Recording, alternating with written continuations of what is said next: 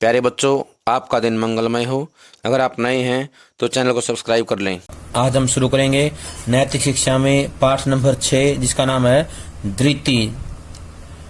तेज समा धृति शोचम द्रोहो नाति मानिता भवन्ति संपदम दैवीं विजातस्य भारत।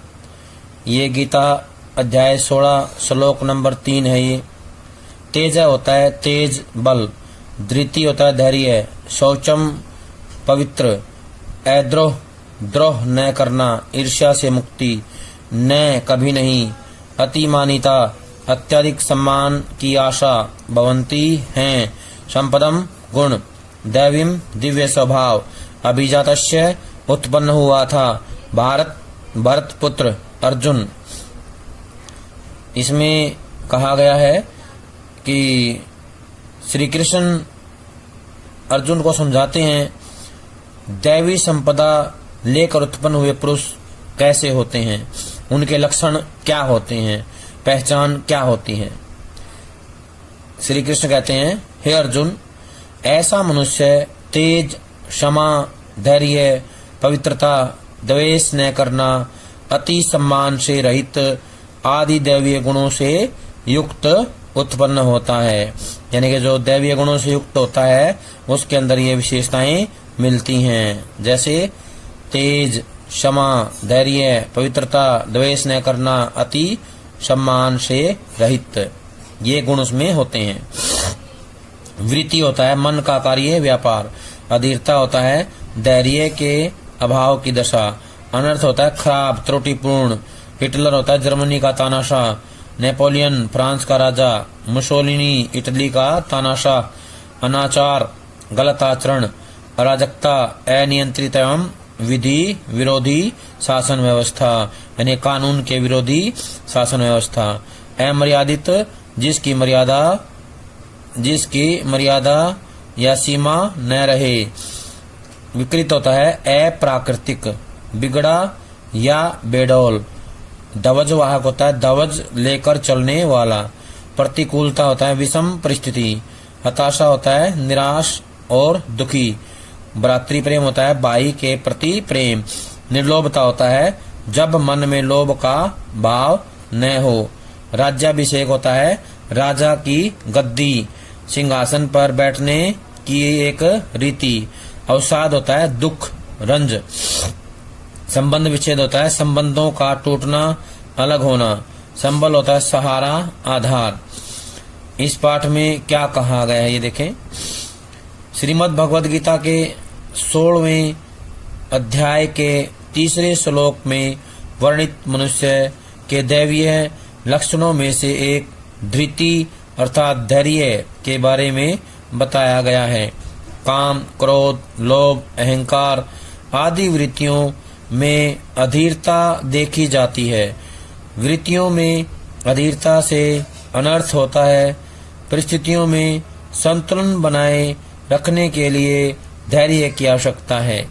महाभारत काल में सिंहासन के प्रति प्रेम, लोभ, अहम आदि की अधीरता के कारण विध्वंसकारी महायुद्ध हुआ, जबकि त्रेता युग में जब राम को राज्याभिषेक के स्थान पर वनवास तथा छोटे भाई भरत को राजा बनाने का संदेश मिलता है, तब वे अत्यधिक प्रसन्न होते हैं। आज अधीरता के कारण ही संबंध विच्छेद हो रहे हैं, अवसाद और आत्महत्या की घटनाएं बढ़ती जा रही हैं। प्रिय विद्यार्थियों, श्रीमद् भगवद गीता के 16वें श्लोक में 16वें अध्याय के पहले 3 श्लोकों में महापुरुष के जिन दैवीय लक्षणों का उल्लेख हुआ है उनमें धृति अर्थात धैर्य भी एक है। दैवी संपदा का यह लक्षण धृति अर्थात धैर्य तन, मन और संपूर्ण जीवन की क्षमताएं विकसित करने के लिए सद्भावनामय वातावरण के लिए यह बहुत ही महत्वपूर्ण है। अधिकांशतः जीवन कभी वृत्तियों तो कभी परिस्थितियों की अधीरता तक ही सिमटा रह जाता है, किसी भी दृष्टि से अधीरता का परिणाम अच्छा नहीं होता। जब जब हमारे भीतर वृत्तियों की अधीरता होगी तो आवेश स्वाभाविक ही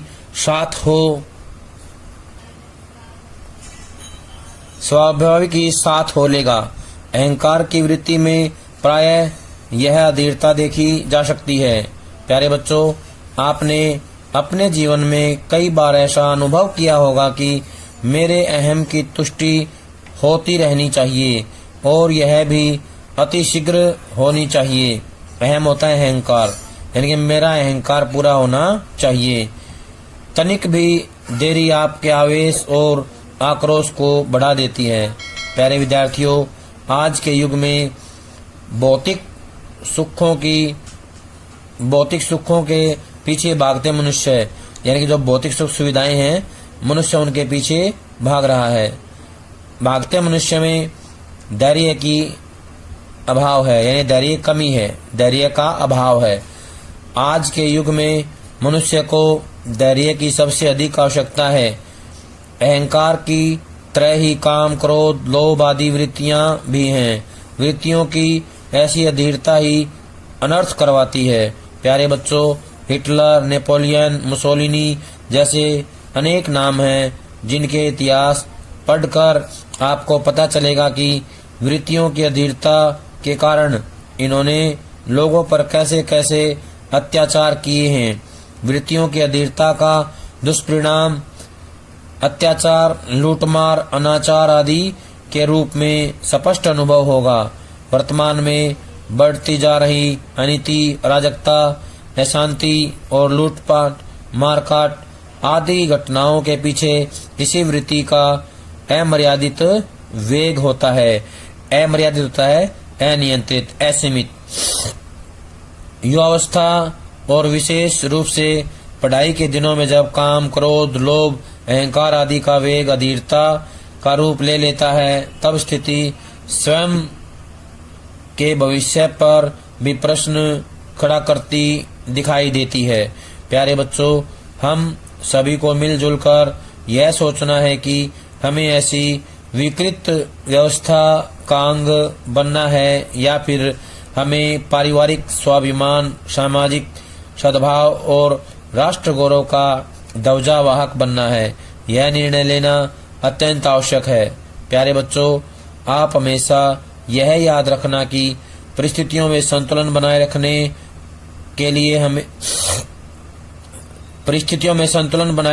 के लिए धैर्य की विशेष आवश्यकता है।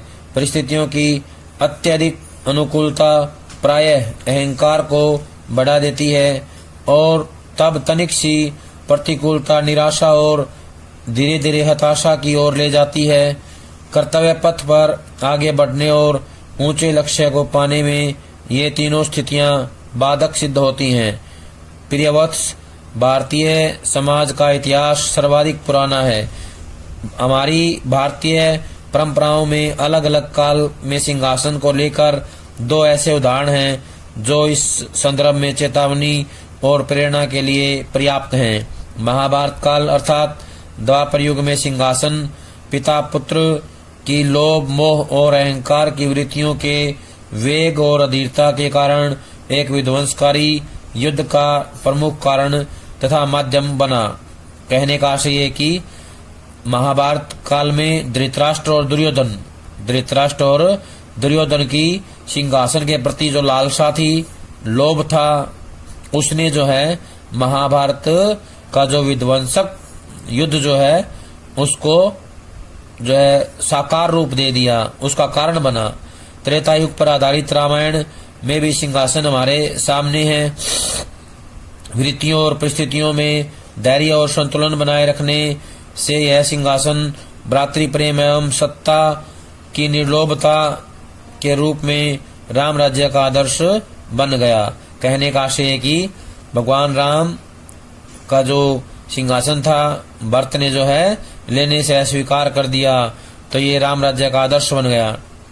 राम का राज्याभिषेक निश्चित होता है, लेकिन प्रसन्नता कुछ क्षण की ही होती है। जब भरत के लिए राज्य की बात आती है, तब राम अत्यधिक प्रसन्न होते हैं। वे स्वयं अपने मुख से कहते हैं कि मेरा छोटा भाई भरत अयोध्या का राजा बनेगा, मेरे लिए इससे बड़ा आनंद नहीं हो सकता। दोनों घटनाओं में पात्रों की वृत्तियों के बारे में बताया गया है। उनकी वृत्तियां स्पष्ट नजर आ रही हैं कि जब भगवान राम की जगह भरत के लिए अयोध्या का राजा बनाने की बात की गई तो राम प्रसन्न हुए, लेकिन वहीं दूसरी तरफ महाभारत में दुर्योधन की जगह युधिष्ठिर को राजा बनाने की बात की तो वृत्तियां बदल गई। वृत्तियों के कारण ही जो है मनुष्य का सही और गलत स्थान निश्चित होता है। प्रिय विद्यार्थियों, आप सभी विद्यार्थी जीवन काल में हैं, यानी कि विद्यार्थी जीवन काल से गुजर रहे हैं। पढ़ाई के दिनों में परीक्षा परिणाम की तनिक सी प्रतिकूलता में आप में से कुछ बच्चे कुछ निराशा और अवसाद में आगे के लक्ष्य से ध्यान हटा लेते हैं या कुछ अकल्पनीय एवं कठोर निर्णय करने लगते हैं। तब ऐसे में यह लक्षण यानी कि धैर्य बहुत ही विचारणीय होता है। अधीरता के कारण बात बात में मित्रता से लेकर पारिवारिक तथा व्यापारिक यानी कि व्यावसायिक संबंधों में दरार पैदा हो जाती है। यही नहीं, बढ़ते हुए संबंध विच्छेद, अवसाद और आत्महत्याओं तक के उदाहरण समाज के बहुत चिंताजनक भयावह तस्वीर दिखाते हैं। श्रीमद् भगवद गीता इसलिए है, गीता बल है, संबल व सफल भविष्य का संबल भी है। आओ गीता के इन सभी लक्षणों के साथ जीवन में धैर्यपूर्वक आगे बढ़ें और अपने लक्ष्य प्राप्त करने का प्रयास करें। प्यारे बच्चों, आज जो काम करवाया गया है सभी इसको अच्छे समझ करके कॉपी में लिख कर याद करें। सभी का बहुत बहुत धन्यवाद।